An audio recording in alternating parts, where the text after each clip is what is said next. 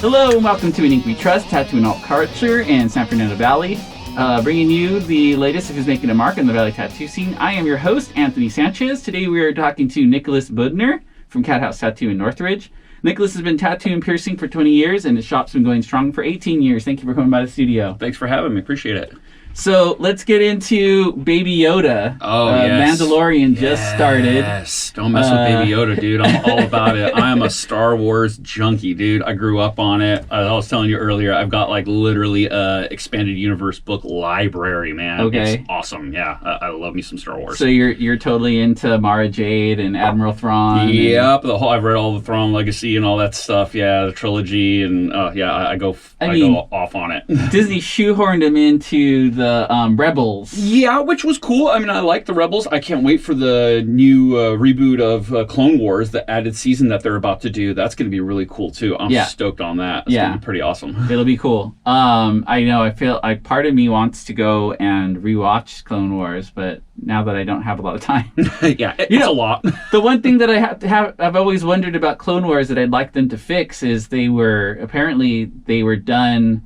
They were trying to churn them out so fast that they weren't in order. Oh. So some of them, there's like a nerd thing that you could look into, but I really wish that they would put them in the story order, because if you pay attention to the beginning, I didn't realize it until later. Pages at the beginning, it'll kind of go like last time, or like the timelines all over the place. You know what? You're right. Yeah. Now that you say it, I noticed there was like weird skips and stuff. But yeah, you're right. Yeah. You're right. There's a lot 100%. Of so I would really appreciate someday, because I say this because not that anyone from Disney is listening to us. Listen, Disney, listen. We're important people. Although you tattoo guys probably do interact with some Disney guys, because they get stuff done. But they because you know how when they took Fox in, they got Simpsons, and then when Fox put the stuff on TV, they cropped the 4:3 ratio to widescreen. Did you know that? No, I had no idea. So like all the stuff that was from the 80s or 90s, they try to fill the screen with it for TV, for FX, because they marathon show it on there. And so now that it's on Disney, fans that have been complaining since it's been at Fox, Disney finally was like, okay, we're going to go back and we're going to fix it. We're going to go and put it back the normal way. Because like jokes and stuff were being cropped off. Oh, you're losing it, yeah. So I'm just saying with the Star Wars and Disney that I think if they will go back and fix that, that'd be cool. They will go back and fix that. But what was their biggest heartbreak of losing from Star Wars Extended Universe?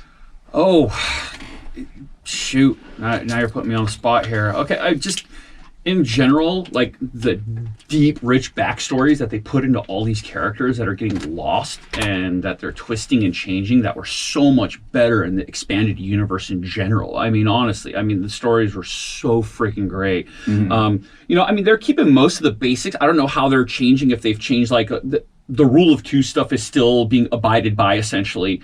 I liked a lot of the like Darth Bane books. I don't know if you'd read those three. No, Darth Bane stuff is really, really great. That's some cool stuff. I read it a while ago, so it's a bit hazy, but yeah, some really, really good books out there. What was the most recent one that I got? It was, I forgot the name, but it was a Leia Organa book that I read. That was really freaking great, man. I wish I had it on me. It's probably on my Audible on my phone. Trying to think also too, some of the video games were canon. You know what? I never got into the video game aspect of it. I think honestly the last time I played a video game was when the original Nintendo came out. Whoa. I'm really old. Yeah. I actually just bought Nier Automata Game of the Year edition for my PS4 because it was $20 this weekend. So but yeah, I played the N64. There was Shadows of the Empire that was really good. I think it was canon. But apparently there was a bunch of other stuff, the Old Republic. Oh, okay. That had some, because it took place before A New Hope and the prequels. And I know a lot of fans, there was one Darth Revis. Yeah, Revan. Yeah, Revan. Oh, right. I just read the Revan book recently. Really good. I wish they would actually make some movies or something, dude. You know who'd be best cast for that? Keanu. King Keanu, bro. Only Keanu can play Revan, dude. With the way that they finished off the sequels, I kind of want whichever group of people just made the sequels to just kind of like disappear. Just fizzle off. Yeah. And then we'll revisit making Bring movies, something but again. like Yeah. I can't trust them. The best thing that I heard that I'm really actually happy about, some people weren't, was, they were in the process of making the Kenobi film. Yes. They cut the Kenobi film and they're turning it into a series now that's going to be on Disney Plus. So it's going to be a television show a la The Mandalorian. Yeah. So, and of course, Ewan McGregor's reprising the role, as he should, and only should. And hello. I'm really stoked. Yes. Hello there. Kenobi. No, he's really, really awesome, man. So the fact that they're going to really flesh out his character so much more in the series and get much more in-depth, multiple seasons, they can really touch on a lot of cool stuff. So that I'm really looking forward to. That's the big thing I like. Mandalorian is successful because of Jon Favreau, and he's definitely a fan. You could definitely tell he played with the toys, and he went and he probably stood in line for the movies and like went and rewatched them 3 or 4 times.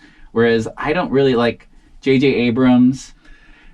Definitely, I didn't even try. I definitely liked how he did Star Trek, but when I heard that he was doing Star Wars as well, I was kind of like, I'm not feeling it. Kind of just like I'm not feeling who's going to be playing Batman next. I can't remember his name. Robert Pattinson from Twilight. The Twilight vampire will be Batman. What a shock. Yeah, I know. I have a feeling I could hear what the studio's like. We need more women to come to Batman movies. Great. So like, how do we do that? So they got the sparkly vampire. Awesome. Yeah, which might work. So it's fine. Who knows? Anyways, he's gonna have to get jacked for that role, man. That he's scrawnier than me, and I'm pretty thin over here. Yeah. Well, I'm forgetting names, so always terrible.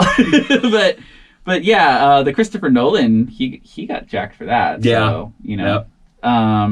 But anyways, let's get into your fly fishing. You're into fly fishing now. Yeah, huh? Man. I've been fishing my entire life since I was a kid. That's like a big family thing for us. My mother and father are both from Poland.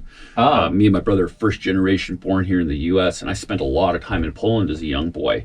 And where my parents grew up was kind of like semi in the lake country area where all these lakes and rivers, and we grew up fishing and sailing boats. So fishing is like a family thing. But we bait fish, spin fishing. And I ended up picking up fly fishing, probably maybe like 4 or 5 years ago. I got into that and I just went full bore. It just really kind of got into that meticulous nature from being a tattooer, like it's just, I think, innate in most tattooers. We like fine detailed stuff, which helps you a lot in fly fishing. I mean, I tie my own flies and everything. I have a whole fly tying station actually at my tattoo shop. So like, if I have a little downtime, which is rare, I'm in the back tying flies. And the best part is it gets me into these beautiful places that I love going to. I'm big on the outdoors. I camp a lot. I spend a lot of time in the high Sierras. I do a few big trips every year. I've been doing an annual trip with my friends. It's probably been going on for over 20 years now. We go up to the Stanislaus National Forest, up to Clark Fork. It's gorgeous. I get to fly fish in some of the most beautiful parts of California and, all over the U.S. I haven't done any, fly fishing around the world yet, but it's really cool and really fun. I love it. Do you feel like LA is still a good place, like where you can be between the two? Because I know Joe Rogan had mentioned like he's kind of over LA and I think he's kind of a nature guy. Yeah. You know what? There's still pockets of it out here. You have to know where to look.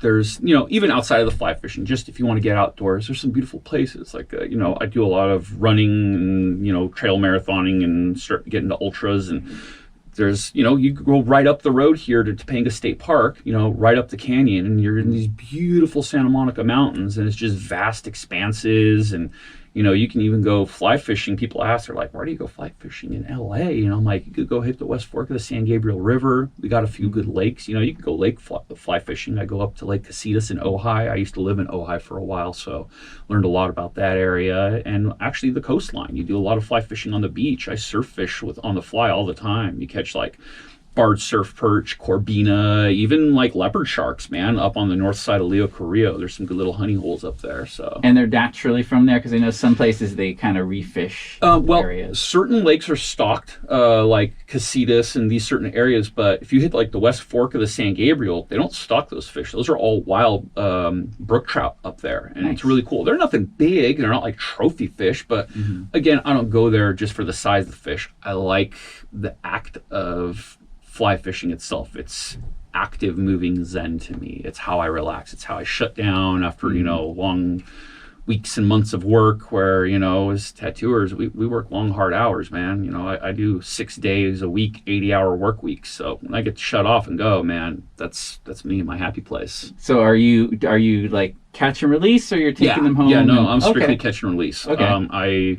Like I said, I tie my own flies, so I tie barbless hooks. Actually, they don't have barbs on them, so I can release the fish without harming it. Mm-hmm. The only time, literally the only time I will keep a fish is if I'm on a backpacking trip and I'm somewhere like 5 days out, in the backcountry, and I only have X amount of food and I need extra protein. If I catch a fish that's of legal regulation, I will eat it then and there, but that's a rarity. So I forgot about that. You have to keep track of. Yeah, the size of the fish and everything, the maturity of it, and the type of fish, because you're not going to go and eat a freaking golden trout. You don't do that. They're kind of like endangered in one spot of that southeastern Sierra area, so I don't mess with that. But I respect the nature and the ecosystem that's going on there. I wish more fishermen were like that. I see guys leaving with stringers of fish, and I'm like, why, dude? Like, let them, live where they're at. I mean, I wish I could have some more altruistic reason for it, but the honesty is, I want to come back 10 years later and catch that fish when it's like freaking,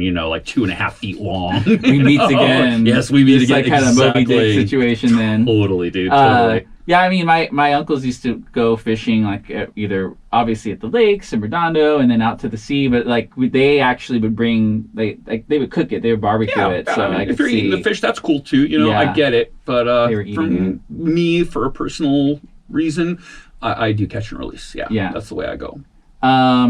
So you want to tell us about your recent hospital visit? Yeah, I know that you're kind of you barely made it here. Yeah, I'm kind of dragging my backside a bit here. I was hospitalized last week. I got out on Tuesday. I got diagnosed with something called rhabdomyolysis. Okay. And rhabdomyolysis is essentially many reasons it can happen, but the number one is overtraining. I've been training for an ultra marathon, which is something that's longer than a standard 26.4-mile marathon, which is the normal. I was training for a 50K, which is 30 some odd miles. They have 30, 50 milers, 100 milers. They have the biggest ones are like 240 milers, like the Bigfoot 200 and stuff. But you know those people who has the little cart when they run? No. All I got is a running vest on me, like my hydration vest with like my water and everything. But I was in hardcore training mode and I overtrained my body, and rhabdomyolysis is from overtraining. Your muscles are stressed, overworked, and what happens is like my arms and my legs swell to like 3 times their normal size, and it releases excessive proteins in your body into your bloodstream, and that's really bad for your kidney and liver. It can put you into renal failure, and people end up on dialysis because of this. So I was very lucky. I caught it early. I went into the hospital. The doctor actually told me that my creatine kinase levels, which is that protein level, standard humans shouldn't be over 400. I was at 62,000. He said it was the third highest he'd ever seen, actually. Wow. Yeah, and the other 2 guys that were higher than me were on dialysis. But when they checked my kidneys and my liver function, they said that my kidneys were completely fine. There was 0 damage, because I, on average, drink about 3 liters of water a day. So it was flushing it. But yeah, I was hospitalized for almost 5 days, lots of IV fluids, and I'm suffering the effects of that. So I can't do my race. I can't do any working out or any physical activity for the next 6 weeks or so. Wow. And then when I do, I have to go really slow into it. And I'm going to be very lethargic and tired very easily. So yeah, it's rough. What were the symptoms leading up to it? I thought it was DOMS, which is delayed onset muscle syndrome, which is just soreness, which I've dealt with in training quite a bit. But the big thing was very dark urine. I'm talking like Coca-Cola. Whoa. Yeah, dude. And that's what and I was sore, and my arms were starting to swell, and my legs were starting to swell up. And I knew the second that happened, when the dark urine happened, I was like, oh, okay, I had heard about rhabdo. And I was like, okay, I'm in the early symptoms of rhabdo right now. So I drove myself straight from the tattoo shop right to Kaiser and Woodland Hills, and they checked me, made me do the pee in a cup thing, and they were like, yep, you got blood in there, and we're admitting you right now. So it was fast, just dumping fluids into me and trying to save my renal system. So after the 6 weeks, we can't tell the future. Did they say that you kind of get back into things? They said I can begin training again, but I have to go very slow, baby steps. They said in the beginning, stretching. I do yoga regularly. I do that at least twice a week. So I'll be just doing yoga for probably about a month or two just to get my body back in the motion of movement. And then slowly from there, I'll probably do short runs again. And I'm going to have to just baby steps build myself back up. So tell us a little bit about your yoga. What do you do? What do you like about it? Yoga I've been doing now pretty regularly for about 4 years now, like solid, like really like, religiously going. I was going off and on before that, but I've been going to a great guy named Daniel Overberger in Hollywood. It's called Black Market Yoga. And Daniel is an amazing teacher. I've tried some other classes over the years at other places. No one touches on this guy. It's like the yoga class. He's got like rock and roll music playing. Sometimes live musicians come in and play. It's really relaxed. I love it. I get a sense of relaxation out of it. As tattooers, we were speaking about this a little bit before. Tattooing, most people don't think it's very sedentary, which it is, but it takes a toll on your body, especially your back. And I got into yoga to kind of fix my back problems, and from there it just boomed, and I fell in love with it. It brought me this calm and relaxation that I wasn't getting before. Yeah, I can't get into it because I'm more of a, I like to be so, when I was doing it was like, hold the pose. I'm like, are we done yet? You know what? Well, you'd probably like the class I go to because it's not like just sit and hold. It's called it's a vinyasa yoga class. It's Ashtanga, which is kind of like a flow yoga. It has a touch of like this Dutch gymnastic thing into it, so it's more like not just holding a pose, but like constant movement. It's like a flow that you're going through, so it's not just sitting still, because that would drive me nuts too. Yeah. I like going to the gym, so I keep. It's okay. No, I like going to the gym. We're too close in here. We're long-legged guys. We're gonna be buddies here. But yeah, I like going to the gym. I like biking. I like running. But yoga, I just like, or Pilates, I guess is kind of. Never done Pilates before. Can't say I've tried that. But the yoga stuff, I swear by it. I live by it, and I try to turn on as many other tattooers and people in general to it. Like, no joke. I really. The limberness probably helps then, yeah? Yeah, because every tattooer I know has a bad back. There's not a single one that's been in this industry long enough that doesn't have back issues. And I'll tell you, it took care of about 95% of my back problems right off the get. If you had to be like a health guru of tattooers, like it's also like, I don't know, how's the diet at tattooers? Like you're probably snacking and a lot of people don't eat too well. I'm kind of a stickler and a nut about what I put into my body. So I prepare all my foods. I make all my lunches, my dinners, breakfast, everything. I like cooking, so I'm really big on preparing my food. Now, don't get me wrong, man. Once in a while I want a freaking double cheeseburger from McDonald's like every other red-blooded American. But I like to make sure I'm really careful about what I put into my body. Yeah. Tell us also you're into biking. Motorcycles. Yeah. I've been building and riding motorcycles since I was probably old enough to ride them, man. Yeah, I mean, I love building custom Harleys, choppers. That's my thing, man. I've been doing it for years. I've had quite a few. Some of my older ones, I had like an old 37 UL flathead. Missed that thing quite a bit. And a few others, and I've got my workhorse. It's a 2000 Dynaglide that I chopped out, so it doesn't look like one of those like Sons of Anarchy bikes, I think is what people call them now, like with the fairing, and the bro dude bike is what we call them. We call them bro bikes now. Okay. So don't really do that. I like long, skinny, stretched out 60s, 70s. Yeah, friggin', freak flag, man. Freak machines, dude. That's what I like. Something that catches people's eye on the road. I know a lot of biking culture began tattooing culture began in biking. Oh, so have you've seen that overlap? Oh yeah, totally. I mean, when I first got into tattooing, it was a lot of like bikers in it, in general. So that was like a big thing for me. I was like, oh, cool, motorcycles, tattoos, kind of all interconnected for me. But yeah, the motorcycles I love. That's another one of my, between the running, the fly fishing, and the motorcycles, these are my things that I do to occupy my mind when I'm outside of work. Because, like any job, it's a job, you kind of want to shut down and get away from that a little bit when you get home at the end of the night. So for me, getting to go in the garage and, turn some wrenches, work on a motor, do some fabrication. I pretty much do everything on my own, including the paint, except for upholstery. My seats, I got my buddy JP, and JP Seats that does all my seats for me, but everything else I do on my own. You seem like we if we could go to a studio and pitch like a reality TV show where they do the the contest to build like a sweet like custom bike, right? Oh geez. No TV shows for me, man. No. I'm not TV personality you wouldn't, type. You wouldn't want to do that. What about a judge if there was a show like that? Nah, who am I to judge shit? I don't say anything. Pardon. Who am I to judge things? Yeah, who am I to judge things? Yeah. Okay. So do you have your favorite bike? Or well, the bike that I have right now, the one that's chopped out, is one I'll never get rid of. It was I purchased it off of an old buddy of mine who passed away years back named Danny Gomez. He was an old Galloping Goose from San Fernando, and so that's an old motorcycle club, a really old club, still around.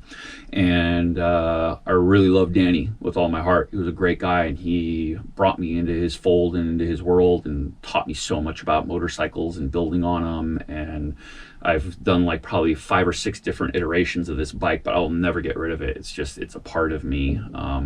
But I do have a new one. I think I was telling you I'm going to go probably pick up today. I'm getting a 1967 Pan shovel, so that'll be my new project to start working on. And that one I'm going to hang on to because that's like one of my dream bikes. I always wanted that year exactly. I always wanted a 67 Pan shovel. Just something about those motors. I don't know what it is. They're just beautiful to me. So logistically, you obviously have a garage to work on these? Yeah. Okay. I got a garage at my place where I spin wrenches between my house and then over my parents' house. My dad, he was a contractor, and we have like massive tool collections. So like everything I need between my house and Pop's place, we've got what we need. Yeah, my brother Aaron still works on not as much as he used to, but yeah, like my parents' garage is just full of toys. Yep. And they are toys, man. I try to help organize things, and I was like, how many wrenches do you need? Like it's the same size. There's like enough. 5 of the same size, but you need them, I guess. So did you for example, maybe because you're into bikes, but like Ford versus Ferrari, did you see that? I haven't seen it. Want to really badly. I do want to go see that film. My brother's a gearhead too, except he does cars, I do motorcycles. Okay. My brother's been working for GM for over 20 years. He was a semi-professional stock car driver out in Texas. Nice. Yeah, that's where he lives. I could see where he would be into that. Yeah, so my brother is really big into the auto racing scene. He's like a freaking mad scientist guru when it comes to anything on 4 wheels, and I'm on the 2-wheel spectrum. So yeah, it's funny. You guys are like cool. Doing the different. Yeah. But we both grew up working on everything. We're both gearheads. Our dad raised us to, we didn't throw things away. We had to fix them. Yeah, I know. Now it's hard to do that. Like even like I have a pair of boots that I want to take to the shoe repair guy because I'm like, you're a cobbler. Yeah. Yeah, I'm like, maybe he can fix it. Otherwise, I guess they have to throw them away. But I got a good cobbler. I'll give you after the show. I'll give you his info. Yeah, nice. I got a guy. I've had these boots repaired several times, so I just figure they can be done. But anyways, that's a whole other. We don't get into boots. So I have a weird question because you also do piercings. That's not the weird question, but like tattoo artists can be inspired, but can piercing as far as a piercing, can you be inspired? Well, I don't want to speak for all body piercers. Yeah, for yourself. Yeah, for me, I don't mind doing the body piercing. I take care of the body piercing at the studio myself, just because I've had problems finding good piercers or people that want to hang in for the long haul. But we do quite a bit of it at our shop. We have a lot of body piercing, and I don't mind doing it. Now, there's some tattooers that are very, you don't body pierce if you're a tattooer. It's a very weird thing. They don't like the crossover. I could care less. I've never really fit much of a mold in any of that. So I don't mind the body piercing. Now, am I feeling inspired when I do it or something? Yeah. No, it's just body piercing to me. But my tattooing, that's different. You can be a little bit more... It expresses you in a little bit more of a way. Now, there are some body piercers who feel that when they're piercing, and that's great. Yeah. And it doesn't mean that I don't feel or put, my heart into what I'm doing when I'm piercing. I totally do. I really do care. I want to make sure everything's done right. Clients are happy. Things are done properly. But I get more of that from tattooing than I do from body piercing. Yeah, I guess because there is some tattoo culture that piercing culture that was into the whole body modification stuff. Oh yeah, no, that's a big thing, and I had quite a bit of modification done. I had my body fixed up. I used to have 2-inch earlets in my ears. I had them sewed back together. I used to have my tongue split, I was covered in body piercings. They've just come out over the years. But yeah. Most people don't look at me and don't think it. But yeah, I was pretty heavy in that early body mod scene. I loved it. It was pretty cool. I was trying to check in with some other people that I knew were into the culture in the 80s, gay guys, and one guy was like, I had to take out my penis piercing. It was just getting too heavy, and it was just pulling everything down, and I was like, I could see that. It just seemed like a young person thing. You probably do eventually want to take out some of your things, You grow out of some stuff, Yeah. The tattoos, though, you're stuck with. yeah. Hey, and I don't mind. I don't have a single regret about a single one of them, What was your first, where'd you get your first tattoo? Oh, my first tattoo was a pretty big one. I got my upper back done. It was, of course, Old English lettering, my last name, a big Budner across my back from shoulder to shoulder. At least it fits, though. There's some people that have some long last names. No, I was lucky, man. Yeah, I like, with being Polish, having a short, short name like that with 6 letters, I'm not complaining, man. I could have gotten my mom's maiden name, Jędrzejewska, which is like 14 letters long. Yeah, there you go. I lucked out, man. I ain't complaining. And so did you get addicted from that, or not everybody does that? I always wanted tattoos since I was a kid. I had like 2 obsessions when I was a kid: long hair and tattoos. That was like the coolest thing to me, was having long hair and tattoos. Let your freak flag fly and get covered in freaking stickers, essentially permanent ones. And I loved it since I was a kid, and I always I would draw on myself constantly, and to my parents' chagrin, they couldn't stand that, but I love it, man. Yeah, from that first time, I was just like, oh, okay. I'm like, yeah, this is going to be happening now. So, how did you get into tattooing yourself then? Honestly, I fell into it. I always tell people as a joke, met the wrong people at the right time. No, just playing. I was getting tattooed at a shop on Van Nuys Boulevard called 5150 Tattoo, and it was next door to Captain Ed's. And are those still around? I don't know if 5150s there still or not. I think they are, actually. I'm pretty sure that they are. There was a couple of 5150 shops. Okay. So I'm not sure if that one's still there, but I do believe it is. Okay. And the guy who's tattooing me there, he disappeared, and I didn't know where he went, so a buddy of mine started getting tattooed at a shop called Mid-Valley Tattoo, which was right next to my high school that I went to, Monroe High. It was on Woodland and Nordhoff. And my buddy's like, hey, I got this tattoo. I was like, cool, looks good. Went in there, talked with the owner, Droopy, and I started getting tattooed by Droopy. And I got quite a bit of work, and they were in the back of this small shop. I forgot what it was in the front, but they ended up moving next door, got a big shop, and when they did that, they had a body piercer. So at first, I got brought in because they needed another body piercer, so they started training me with that. Well, right when I was first starting that, within weeks, I was drawing, and I had a little bit of informal art training background from a great teacher I had, Mr. Armstrong, that taught me art all through junior high. Mm-hmm.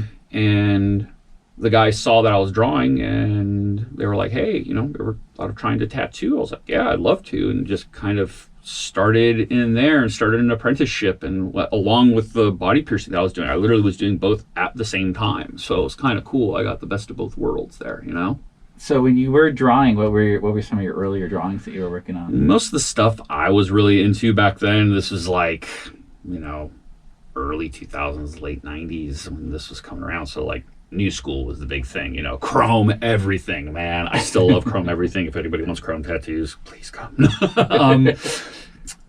I love that. I love that New School style, but it was rooted in traditional tattooing, which that was really the root of it, which I love. I love traditional tattoos, and I kind of got into that. But the shop that I was at wasn't a big calling for that. We were a local neighborhood shop, so it was a lot of black and gray, a lot of fine line, things like that. Now, I'm not a black and gray photorealistic tattooer by any stretch of the word at all. It's not what I do. Right. But I really do love the work, and I do some fine line work. I really enjoy it. So I have this weird mishmash of bit of Chicano like black and gray style of tattooing that I mix with traditional, it's a weird mix, but I do a bit of that. And, I do enjoy some Japanese tattooing also. So that's kind of like where my mix is. If I got out of jail and I want a tattoo of my old lady, you know how to do that. That kind of guy. yeah. Well, I don't do the old lady tattoos. I won't do a picture of her old lady because, again, I don't do photorealism. So there's I don't people think the that ones I that know. I'm thinking of Yeah, no, you're photorealistic. Yeah, no. I know exactly what you mean. Yeah, no, that I can do for sure. The Chola one. Yeah. If you want a, really cool looking Hainan, I can knock that out. No I don't problem. see them as much anymore, but maybe I'm just not in the right neighborhood for them. You know what? Depends on where you're at. That's still some hot stuff. I still have dudes that come into my shop. Like yesterday, I literally tattooed this guy's face. He came in, he wanted some nice script lettering, super fine line. I did some really beautiful work on him and trusted me to do that. And I had a blast doing it, man. I was like, you don't get a calling as much anymore for that, like single needle, fine line, black and gray. And anytime I get a chance to do it, man, I'm like a kid in a candy store. I love it. So it's a single needle then? Huh? Yeah. Well, I mean, I'll highlight a lot of stuff, so I'm like usually using like a super tight 3 and a single needle for something like that. But yeah, really fine work. I enjoy that a lot. It appeals to my meticulous nature. I saw that a lot of your tattoos tend to be kind of nature related. Yeah.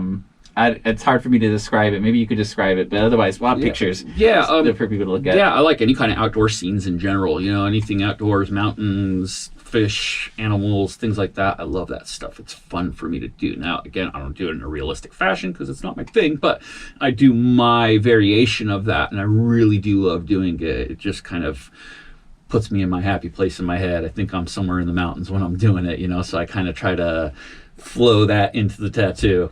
Do you also sell the work just as it is sometimes? No, most of the time people come in and asking me for specific things. Like I'll have a good friend and client of mine, Kimmy. She came in. She wanted her family's cabin that she's been going to up on the Upper Kern since she was a child, and she wanted that involved in this beautiful kind of outdoor scene inside of a big deer skull with the antlers and everything. And I had a blast doing it, and just to see her face light up after I was able to recreate her childhood family's cabin on her and that smile, I mean, that right there, dude, it makes it all worth it.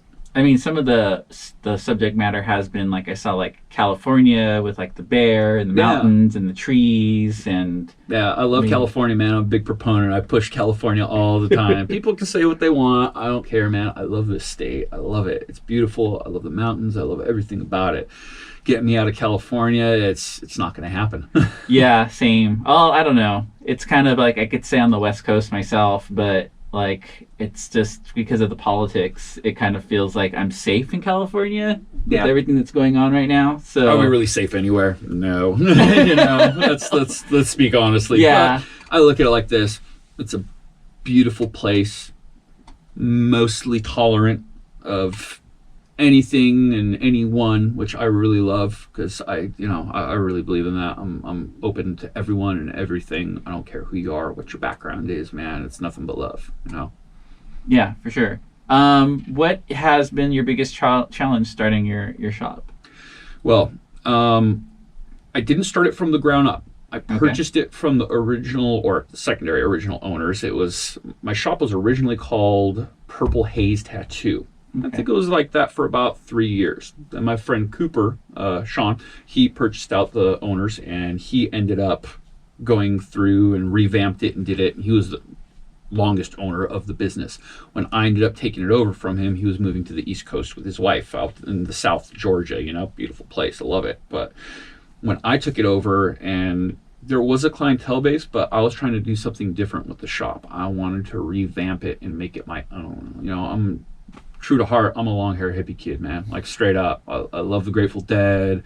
I love bright colors and just, again, man, letting your freak flag fly a bit. And that's what my shop is. I wanted to make it as bright, warm, and inviting as possible.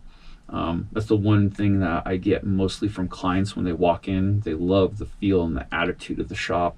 We're not cool guy tattooers giving you the, 10th degree and snubbing you and putting our noses in the air, man. We want to make people feel warm and comfortable. It's, it's like you're home when you're with us. And that's what I hear a lot from our clients. And I love that, man. That makes me happy inside knowing that people feel that way when they're in our shop, in our presence. It means a lot. So you consider yourself a deadhead? Oh yeah, hardcore, big time Deadhead, man. Are you still yeah, following lifelong. Yep, totally. I I still go see Dead and Company shows. I go see Bob Weir and Wolf Brothers. I'll see Phil Lesh and Friends. Man, anything in the scene, I love it. I'm a hardcore Deadhead. How old were you when you went to your first concert My first concert of Dead? I mean, anything. We can get into that too, but didn't get to see the Dead until much later. I was into the Dead from when I was a teenager. Growing up, my best bud, his dad was a big Deadhead, and that's what got me turned on to them. I unfortunately never got to see them live when Jerry was still around. Bummer.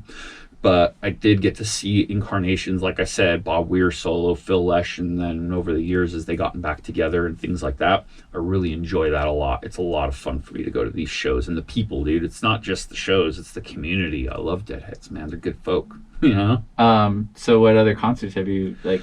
Oh, I love shows, man. Live shows are in general are my... That's my go-to. I love concerts. I went to a great one last summer. It was called the Outlaw Music Festival at the Hollywood Bowl. It was Willie Nelson and his son Lucas Nelson. Love Lucas. He's great, man. His band Promise of the Real is something amazing. And on that docket was Phil Lesh and Friends, and there was Margot Price, Sturgill Simpson, Particle Kid, a lot of these younger, not pop country, mainstream country acts, but kind of like the underground outlaw scene, which I really love. I love country music. I do. It's like a big thing for me. I love American roots music in general. So getting to see people like that all playing together, it was a really, really epic show. It was a lot of fun. So when you're in the shop, is that what you're playing? Yeah, most of the time it's going to be, I can't play too much of the Dead or I'll drive everyone crazy, They can only handle so much of Jerry's noodling. If it was up to me, I'd play it all day. So I have to be, Maybe you need to have a Deadhead day and just kind of like only do tattoos. They let me do that to an extent, they don't mind it too much, but...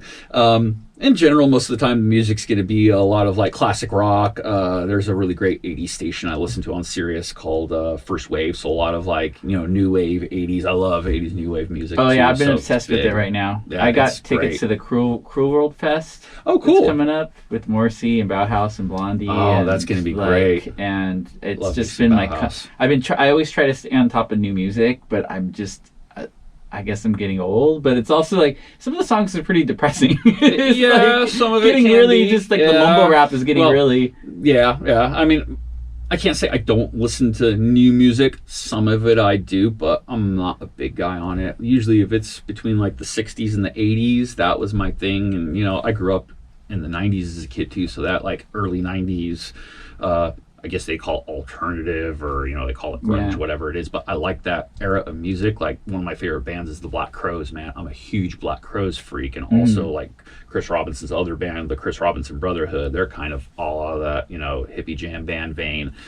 And that was my stuff, dude. I love that. I just love good rock and roll music. Yeah. Yeah, I do a lot of used record shopping. And I saw the Nirvana in Utero in the clearance bin for $2, and I was like, no, it happened. No. I'm like that guy. Music is like, no one wants it. No, that was good stuff. I'm a big vinyl junkie too, man. I got a pretty good vinyl collection myself, so yeah, I'm right there with you. Yeah, it took me a while to get back because when Pearl Jam brought out Vitology, I think they put the vinyl out before they put out the CD. And it was a big deal to get it back from my brothers. So why don't you also let us know about some of the artists in your shop? Oh yeah. So I've got two really great artists with me. Amber's been with me since I came into taking over the shop, and I came under ownership. She came out from Virginia, actually, a little town outside of Roanoke. She's originally from the San Fernando Valley, born and raised in Van Nuys, but she moved out there as a kid and came back. And Amber's been my number one, by my side through the whole thing. Amazing tattooer, black and gray photorealism, and just so much more. I mean, she's just the way her mind works, the way she does tattooing. I mean, she never uses the thermofax. She's always over there with a Sharpie marker, just getting at it and drawing things, and right on person's body, which I do to an extent too, but I'm a bit meticulous about my line work. But yeah, she's such an amazing tattooer, very, very talented young lady. And Nick is a new artist with us. He just started with us about a month ago.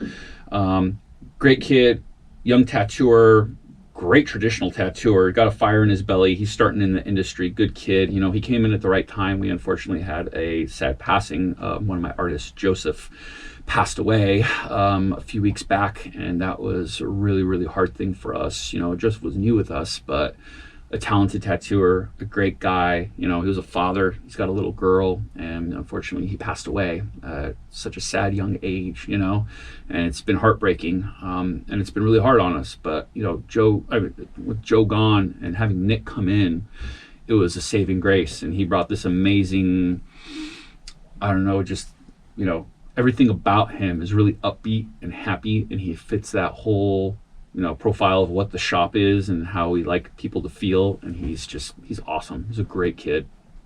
I'm sorry to hear about that loss. Thank you. It sounds, yeah. Do you have anything else coming up at your shop?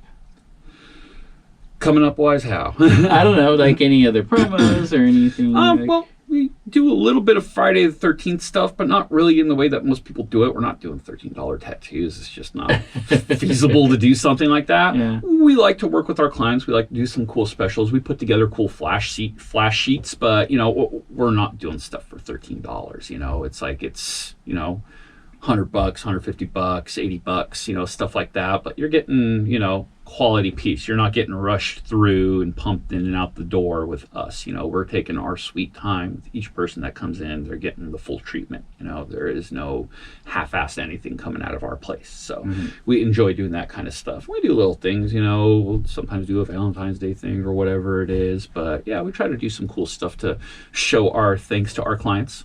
Cool. Well, Nate, I want to thank you for, I don't know why I put it, it's a bad thing right there. Nicholas, thanks for coming by the show today.